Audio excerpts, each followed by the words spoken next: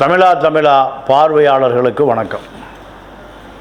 தமிழ்நாட்டில் வட இந்திய வாக்காளர்களும் வட இந்திய தொழிலாளர்களும் தமிழர்களுடைய உரிமையை பறித்து கொண்டிருக்கிறார்கள் என்கின்ற செய்தி பீகாரில் 65 லட்சம் வாக்காளர்கள் காணாமல் போய்விட்டார். தமிழ்நாட்டை நோக்கி, கேரளாவை நோக்கி, கர்நாடகாவை நோக்கி, குஜராத் தொழிற்சாலைகளை நோக்கி 65 லட்சம் பீகாரிகள் இடம்பெயர்வு நடந்துவிட்டது. இவர்கள் 6.5 லட்சம் பேர் தமிழக வாக்காளர்களாக பதிவு செய்யப்பட்டிருக்கிறார்கள். இந்த செய்தி 2 நாளாக இறக்கை கட்டி பறக்கிறது. உண்மை என்னவென்றால், வட இந்திய தொழிலாளிகள் இல்லை என்றால் தமிழ்நாடு இயங்காது. ஒசூரிலிருந்து கன்னியாகுமரி வரை இருக்கக்கூடிய அத்தனை தொழிற்சாலைகளிலும் 1 கோடி அல்லது 1.5 கோடி வடக்கன்ஸ் நம்பித்தான் இந்த தமிழ்நாடு இயங்குகிறது. எங்கே இந்த 1.5 கோடி தமிழர்கள் எங்கே போனார்கள்? 1 கோடி தமிழர்கள் எப்படி வேலை வாய்ப்பை இழந்தார்கள் என்றால், 1 கோடி தமிழர்கள் குடி நோயாளிகளாக்கப்பட்டார்கள் 2 திராவிட இயக்கங்களால். 5350 டாஸ்மாக் கடைகள், இதனுடைய நிரந்தர வாடிக்கையாளர்கள் இந்த தமிழர்கள். ஒவ்வொருவரும் கல்லீரல், சிறுநீரகம், ஈரல் கெட்டு அவர்கள் மரணத்தை நோக்கி நாளுக்கு நாள், நிமிடத்திற்கு நிமிடம் நகர்ந்து கொண்டிருக்கிறார்கள். இளம் விதவைகள் உள்ள மாநிலம் தமிழ்நாடாக மாறி போய்விட்டது. 20 வயது இளைஞன் 85 வயது மூதாட்டியை கற்பழிக்கிற செய்தி வருகிறது. இதை தாண்டி 1 கோடி பேர் முழுக்க இந்த குடி நோயாளிகள் ஆன பிறகு அவர்களுடைய குடும்பங்களிலே ஒரு கலப்பினம் உருவாகி கொண்டிருக்கிறது. இது ஆபத்தான போக்கு. இதை 50 சாராய ஆலைகளை நடத்துகிற திமுக, அதிமுக 2 கழகங்களும் 50,000 கோடிக்கு வியாபாரத்தை விரிவுபடுத்துகிறார்கள். அவர்களுக்கு 1000 கோடி ரூபாய் ஒரு டாஸ்மார்க்கு ஆலைக்கு, சாராய ஆலையினுடைய ஒரு வருட உற்பத்தி 1000 கோடி, நிகர வருமானம் 400 கோடி. இது 2 திராவிட இயக்கங்களை சார்ந்தவர்களை தவிர யாரும் நடத்த முடியாது. சசிகலாவினுடைய மிடாஸ் கோல்டு, திமுகவினுடைய டிஎம்கே ஜெயமுருகன், உளியின் ஓசை, கருணாநிதி கதை வசனம் எழுதினாரே அந்த டிஎம் ஜெயமுருகனுடைய திரைப்படம் தான் உளியின் ஓசை. உளியின் ஓசைக்காகத்தான் இந்த சாராய ஆலை அனுமதி வழங்கப்பட்டது டிஎம் ஜெயமுருகனுக்கு. அடுத்து திமுகவுடைய நாடாளுமன்ற உறுப்பினர், விலை மதிப்பட்ட நாடாளுமன்ற உறுப்பினர் ஜெகத் ரட்சகன், அக்காடு ஒயின்ஸ், பாண்டிச்சேரியில் ஒரு அக்காடு தமிழர்களுக்கு, தமிழ்நாட்டில் ஒரு அக்காடு சாராய மது ஆலை. சாதாரண மின்சார வாரியத்தில் கணக்கெடுப்பாளராக வாழ்க்கையை துவக்கிய ஜெகத் ரட்சகனுடைய சொத்து மதிப்பு பல லட்சம் கோடி. சாராய ஆலை, கல்லூரி, மருத்துவக் கல்லூரி, பொறியியல் கல்லூரி, மிகப்பெரிய கல்வி தந்தை. இவர்களெல்லாம் நீங்கள் வட இந்திய தொழிலாளிகளை பற்றியோ அல்லது தமிழர்கள் மது ஆலையிலே 1 கோடி பேர் மூழ்கி கிடக்கிறார்கள் என்பதை பற்றியோ எந்த கவலை இல்லை. இவருடைய வாரிசுகள், இவர்களுடைய சந்ததிகள் அழிந்து போவதை பற்றி கூட அவர்களுக்கு கவலை இல்லை.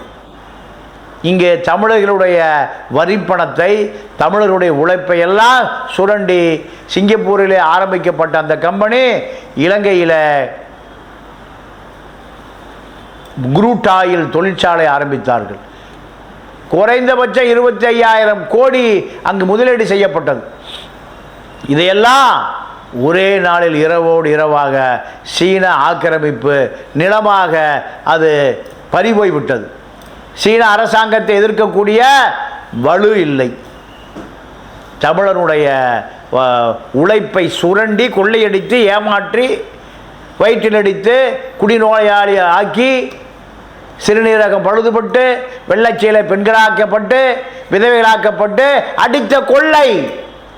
இலங்கையில் ரீஃபைனரிஸ் துபாயிலிருந்து பல கப்பல்கள் குரூட் ஆயில் இலங்கைக்கு வரவழைத்து அங்கு சுத்திகரிக்கப்பட்டு இலங்கையினுடைய மொத்த டீசல் பெட்ரோல் தேவைகளை தீர்மானிக்கக்கூடியவராக இந்த ஜெகத்ரட்சகன் உருவான பொழுது அது அத்தனையும் சீனாவினுடைய ஆக்கிரமிப்பு நிலங்களுக்குள் இந்த சுத்திகரிப்பு ஆலை எடுக்கப்பட்டு விட்டது.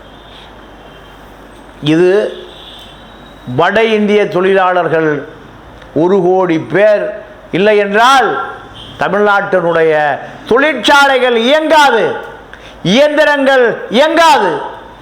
காரணம், திருப்பூரில் சாய ஆலை, கோயமுத்தூர்லேயே பஞ்சிலிருந்து நூல் எடுக்கக்கூடிய ஸ்பிண்டில்கள் நூல் ஆலை, ஈரோட்டில் இருக்கக்கூடிய டெக்ஸ்டைல் ஆலை, கரூரில் இருக்கக்கூடிய பெட்ஷீட் ஆலை, இப்படி இத்தனை ஆலைகளும் வட இந்திய தொழிலாளிகளை நம்பித்தான் இயங்குகிறது. 1 கோடி தமிழ குடி நோயாளியாகிவிட்டான். 1 கோடி வடவர்கள் இந்த தமிழருடைய உழைப்பெல்லாம் பீகாருக்கு சென்று கொண்டிருக்கிறது. அத்தனை பணங்களும் 1 கோடி பீகாரிகளுடைய உழைப்பும் பீகாரை நோக்கி சென்று கொண்டிருக்கிறது, ஒரிசாவை நோக்கி சென்று கொண்டிருக்கிறது. திருப்பூர் திரிபுராவாக மாறிவிட்டது. காரணம், கம்யூனிஸ்டுகள் கழுதை தேய்ந்து கட்டறுப்பாகிவிட்டார்கள். தமிழ் தேசியம் பேசுகிற இந்த குருமூர்த்தியினுடைய பினாமிகள் அதை பற்றியெல்லாம் பேசுவதற்கு நேரம் இல்லை. ஆடு மாடுகளை பற்றி சிந்தித்து கொண்டிருக்கிறான். அப்போ இந்த தமிழர்களை ஆடு மாடுகளை விட மோசமாக சிந்திக்கக்கூடிய ஆட்களே இல்லாமல் போய்விட்டார்கள். எப்படியாவது வருகிற ஆட்சி நம்முடைய ஆட்சியாக மாறிவிடாதா என்று 2 கழகங்களும் மலிவாக தமிழர்களுடைய வாக்குகளை எப்படி அறுவடை செய்வது?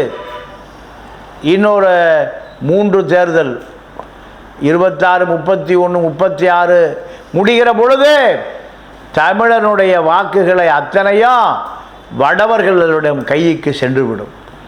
வடவர்கள் தமிழர்களாக ஆக்கப்படுவார்கள். தமிழர்கள் வடவர்கள் ஒரு கலப்பு இனம் வாக்காளர்களாக வந்து விடுவார்கள். அவர்கள் தேசியப்பற்று பிஜேபிக்கோ காங்கிரஸுக்கோ தான் வாக்களிப்பான். திராவிட இயக்கம் அழிந்து போகும், திராவிட இயக்கம் விடுபட்டு போகும். இதை பார்ப்பதற்கு இன்று இருக்கக்கூடிய திராவிட இயக்கத்தை பேசுகிற யாரோ உயிரோடு இருக்க முடியாது, முதுமை காரணமாக. அப்பொழுது இருக்கக்கூடிய தலைமுறை மிகப்பெரிய இக்கட்டில் விட்டு செல்லுகிறார்கள்.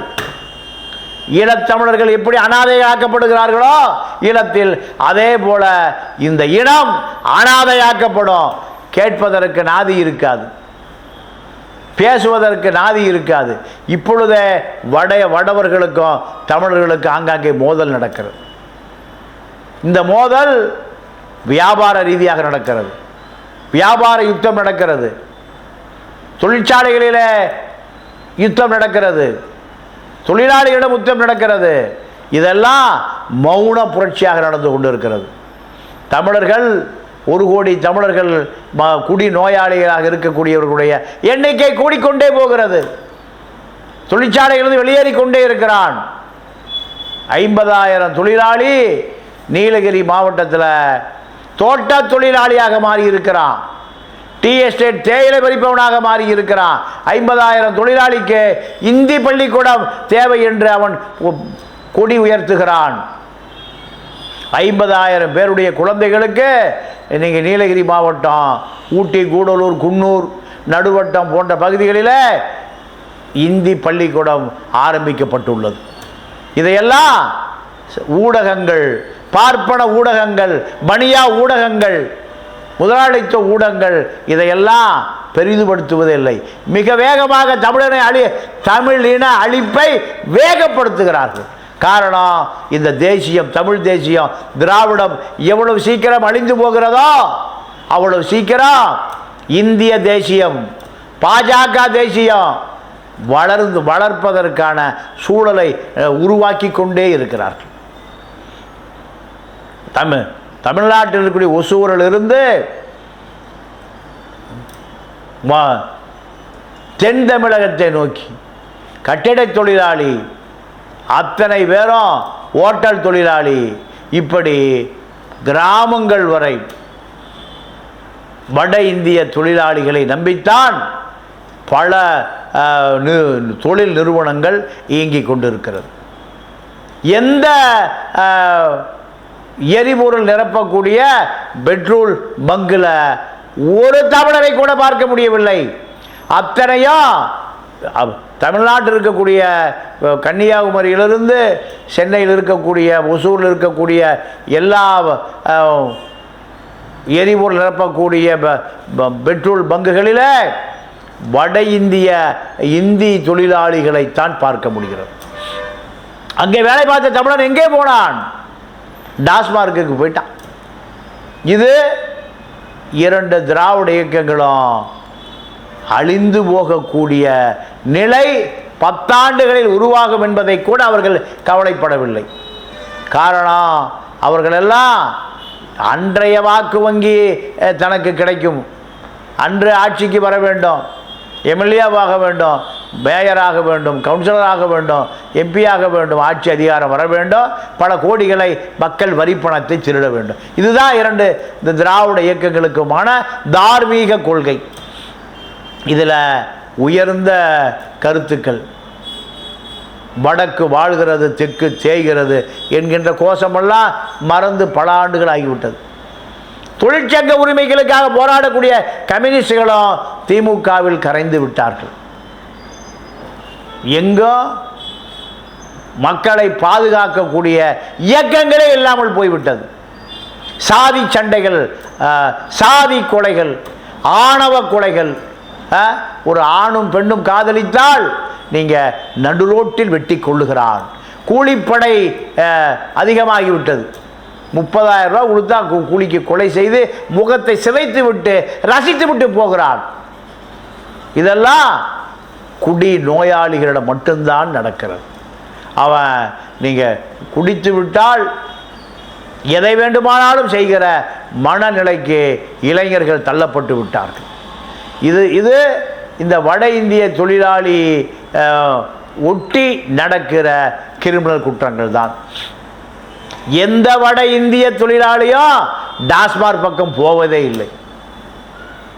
டாஸ்மார்க்கில் அக்மார் தமிழர்களை தவிர யாரையும் பார்க்க முடியாது.